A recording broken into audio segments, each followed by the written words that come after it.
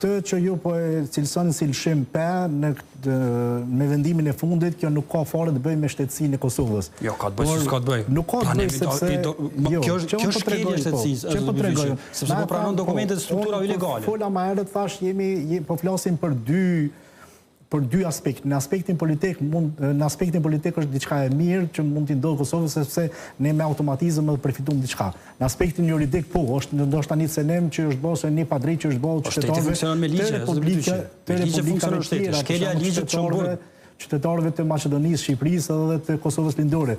Por ajo çfarë unë mendoj është ky mos lëshimi i kryeministit Kurti, siç e ka thënë edhe ai, ndoshta do të ndodhë deri në momentin kur do të vi këtu Radojčić edhe do të rishet e letra e Brnabićit edhe kryeministi Kurti mbahet mend si një njeri që ka mbajtur shumë premtime, ndoshta ai ka thyer 2-3 prej tyre, por megjithatë unë po besoj që është njëri prej politikanëve.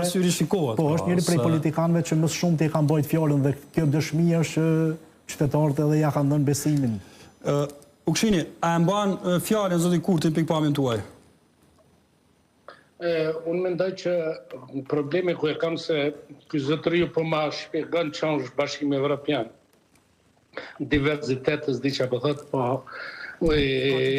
mendimit të Ukshini është mendim personal i zotit Bytyqi. Pra mund të kyçeni edhe të debatoni pra. Ose dëgjoj, mos shpjegon gjëra shkollareske kështu.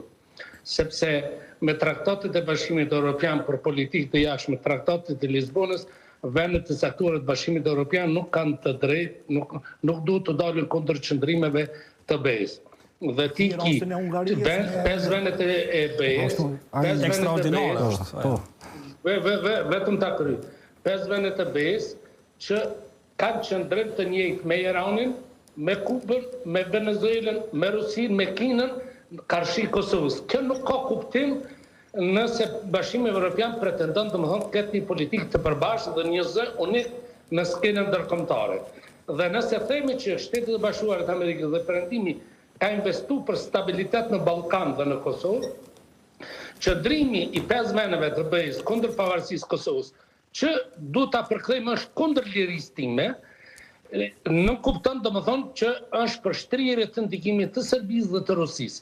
Dhe Bashkimi Evropian ka problemet e veta. Zotëriu tha letrën e Brnabićit. Letra Brnabićit është pranuar në Bruksel. Domethënë e kanë mirëprit dhe Bashkimi Evropian para praktik. Po unë po citoj Mark Velleri që ka qenë në ekipin e Albin Kurtit në Ohër. Ai thot 5 minuta para se me fillu takimi i Ohrit, ndërmjetësi evropian e prishi marrëveshjen dhe e dëmtoi dhe e bërë në favor të Serbisë. Dhe por nga këtë perspektivë, unë po them që kjo çështje nuk na çon në normalizim. Kjo çështje mund të na çojë edhe 15 vite, mas 15 vite jemi të diskutuar dikun për ligjet ose për rregullat që duhet i ketë kisha ortodokse, që mund të vinë misionar serb, rus, grek. Domethënë kërkesat e Serbisë janë të pakufishme. Problemi unë po them që duhet të bëhet një dialog që të gjitha të zgjidhen kuadër të marrëveshjes finale. Këtu